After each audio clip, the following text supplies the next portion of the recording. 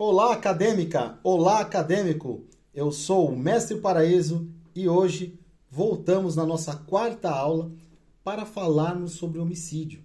Nós estudamos na nossa terceira aula duas formas de privilégio. Hoje iremos estudar a terceira forma. E qual que é a terceira forma privilegiadora do caso de homicídio? Mas antes, vamos falar daquela temível banca examinadora. Você sabia que a banca examinadora adora perguntar para os candidatos sobre conceitos? Então vocês têm que estar afiados nos conceitos. Imagina você lá no dia mais importante da sua vida acadêmica, no dia mais importante da sua vida acadêmica, sentado e vem aquela pergunta. O candidato sabe responder o que é um homicídio emocional? Coçou a cabeça, já sabemos que não tem a menor noção do que ele está falando. Isso não pode acontecer, por isso vamos estudar junto o homicídio emocional, que está dentro de uma forma de privilégio, que é o domínio de violenta emoção. Toda vez que você falar que a pessoa está dominada por uma violenta emoção, nós estamos falando de uma forma de privilégio. Lembrando que nós temos nessa terceira privilegiadora, no A, domínio de violenta emoção.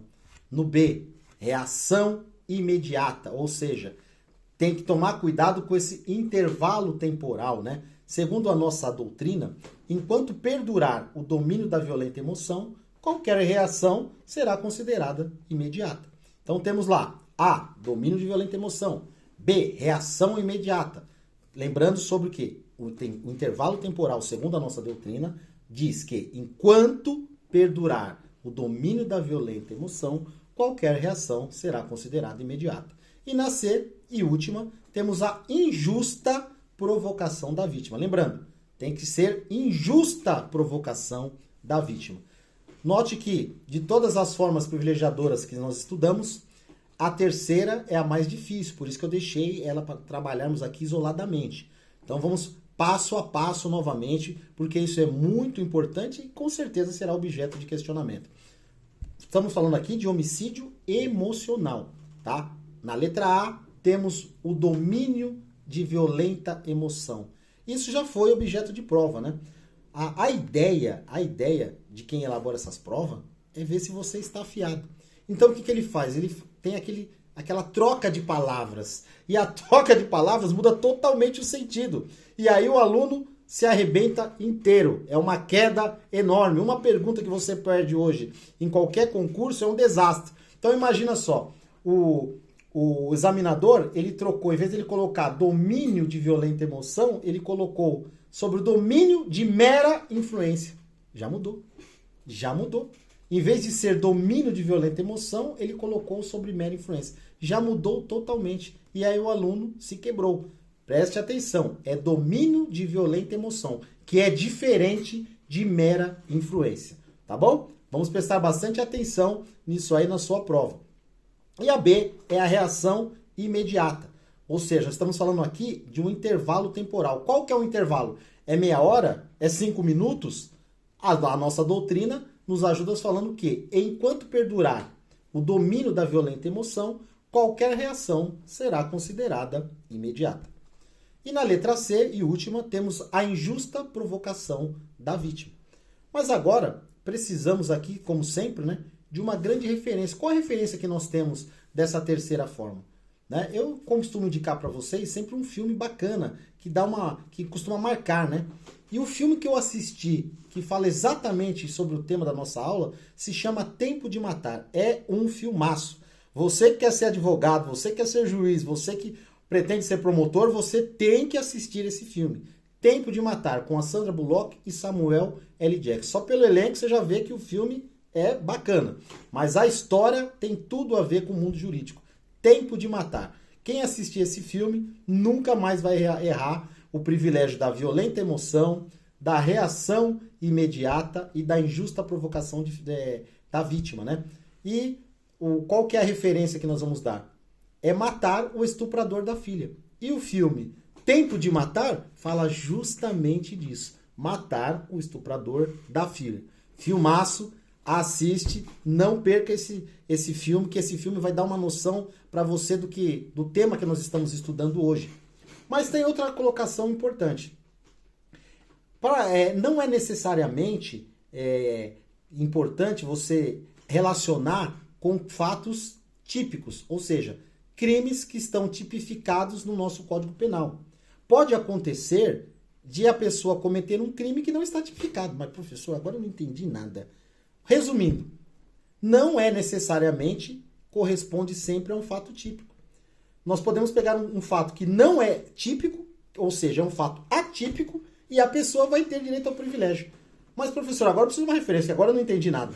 Vamos pegar, por exemplo, uma mulher que trabalhou o dia inteiro, trabalhou 15 horas, chega em casa cansada e pega o seu marido com outra mulher em cima da sua cama cometendo adultério. Pessoal, para quem não sabe, adultério não é mais crime no Brasil. Se não é mais crime, é um fato atípico. Ou seja, mas ela, naquele momento, que trabalhou o dia inteiro, a vida inteira, para ajudar aquele homem, e encontra ele com outra mulher em cima da sua cama, isso não dá um domínio de violenta emoção na mulher? Com certeza. Né? Então, só que o adultério não é mais crime no Brasil, né? Acabaram com o adultério. A culpa é de quem acabou com isso daí. Acabou com a família brasileira, né? Acabaram com o adultério, está liberado o adultério. Legalmente está, né? Porque não existe mais o crime de adultério. E se a mulher encontra o marido dela nessa situação, ela é tomada pela violenta emoção. E estamos aqui diante de um fato atípico. Bacana, né? Então presta bastante atenção, que você vê que o nosso direito penal ele é fantástico, né? O direito penal, como já diria o nosso grande mestre Luiz Flávio Gomes, ele fascina as pessoas por causa desses detalhes, essa riqueza de detalhes. E falando em detalhes, temos que aqui sempre deixar um destaque para que o nosso aluno ele vá bem nas provas, né? Então temos aqui uma pergunta de banca examinadora, né? Sempre temos uma pergunta de banca examinadora, mas é melhor você deixar o seu suor aqui, estudando aqui comigo, do que deixar o seu sangue para a banca examinadora, né? Então vamos prestar atenção. Imagine a banca examinadora no dia mais importante da sua vida, que você está sendo questionado pela banca examinadora e vem a pergunta: as circunstâncias privilegiadoras se comunicam aos demais concorrentes do crime? Ou seja, um segundo que participa, vamos pegar aqui a referência que nós usamos, vou matar o estuprador da filha, aparece o vizinho, eu vou ajudar. O vizinho é essa pessoa que eu estou falando que é o concorrente do crime, que foi lá e ajudou o pai a matar o estuprador da filha. Segundo a nossa legislação, essas circunstâncias de privilégio, elas se comunicam? A resposta é não. Elas não se comunicam. E qual é o fundamento da sua resposta? Ela está no artigo 30 do Código Penal, que fala que o privilégio é incomunicável. Ou seja, se o vizinho ajuda a matar o estuprador da filha, vai lá, o pai, você está indo lá? Vou junto e vou ajudar a matar. Ele não faz direito a esse privilégio, segundo o nosso artigo 30 do Código Penal. Tranquilo? Você vê que essas questões são as que eles gostam de perguntar para você na prova, né? Fique atento, acadêmico. Fique atento, acadêmica.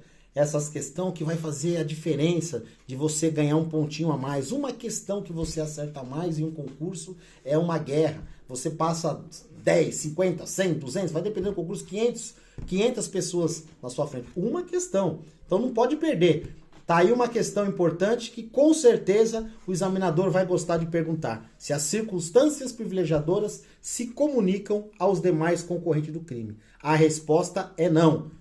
E se pedir uma fundamentação, ela está no artigo 30 do Código Penal Brasileiro, que fala que o privilégio é incomunicável.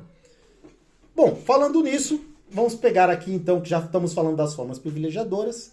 Todas elas são casos de diminuição de pena e estão no artigo 121, parágrafo 1º do Código Penal Brasileiro, que diz: se o agente comete o crime impelido por motivo de relevante valor social ou moral ou sobre o domínio de violenta emoção, logo em seguida, lembra lá daquele intervalo temporal que nós falamos? Né? Logo em seguida, a injusta provocação da vítima. O juiz pode, olha esse detalhe, o juiz pode reduzir a pena de 1/6 a 1/3. Mas, professor, o juiz pode?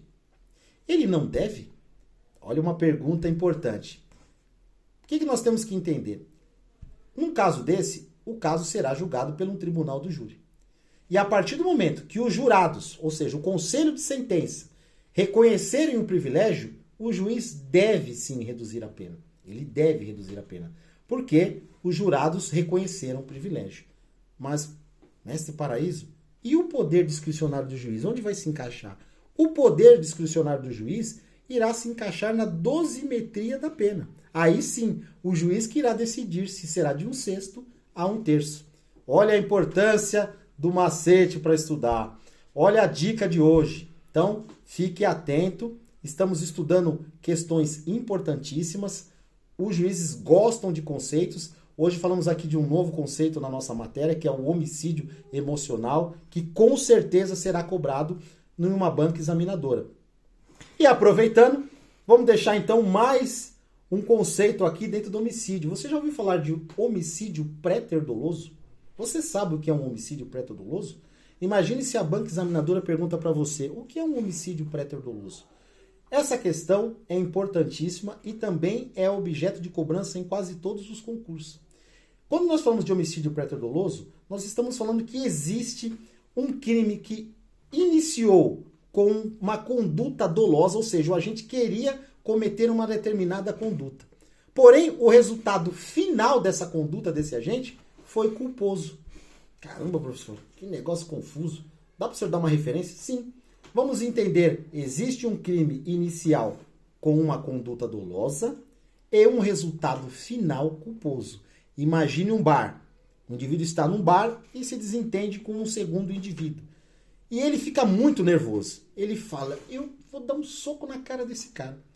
Qual que era o dolo dele? Dar um soco, ele só queria dar um soco, ele queria causar uma lesão corporal. Eu vou dar um soco bem no olho na cara desse cara. Porém, quando ele dá esse soco, ele dá com tanta força que o indivíduo número 2, ele sofre um desequilíbrio. E ele cai e bate a cabeça na quina da mesa de bilhar, vindo a falecer. A ideia inicial dele era apenas cometer uma lesão corporal, dar um soco no indivíduo. Mas, por meio desse soco, acabou gerando o quê? A morte do indivíduo. Está aí uma grande referência de um crime pré-ter-doloso. É o indivíduo que dá um soco com a intenção de causar uma lesão corporal. O indivíduo escorrega, cai, bate a cabeça e vem a falecer. E é interessante vocês terem um outro apontamento, que o homicídio pré-ter-doloso ele é sinônimo de lesão corporal seguida de morte. Olha que interessante. O conceito de homicídio pré-ter-doloso, ele não está no artigo 121. Ele está no artigo 129, parágrafo 3º. Então, assim sendo, não será julgado no tribunal de júri. Então, marque esse macete. O homicídio pré-ter-doloso está tipificado no artigo 129, parágrafo 3º do nosso Código Penal. Pegou a dica de hoje? Bacana! Continuem estudando, chegue em casa cansadão, toma aquele banho, aquela janta nervosa, mas 1 hora de estudos de direito penal para você, quando chegar na prova, você vai sofrer, né? Haverá um grande sofrimento nessa jornada. Porém, quando você estiver ali, sentado na frente da sua prova, ou durante a banca examinadora, que surgiu, o que é um homicídio emocional? Você fala, opa, essa eu estudei naquele dia que eu estava cansado. O que é um homicídio pré-ter-doloso? Opa, esse aí eu também sei. Eu assisti o filme Tempo de Matar. Vou saber responder sobre privilégio. Olha aí que bacana. Além de estudar, vai se divertir. É um entretenimento bacana assistir o filme Tempo de Matar. Pessoal, sabemos que a jornada é dura. Sabemos que alcançar o objetivo de ser advogado, promotor, juiz é muito difícil. Mas ele não é impossível se você for uma pessoa determinada. Muito obrigado. Deixa aí um joinha para fortalecer o nosso canal. Faça a sua inscrição no canal Mestre Paraíso e, especialmente, estude bastante. Fiquem com Deus. Até a nossa próxima aula.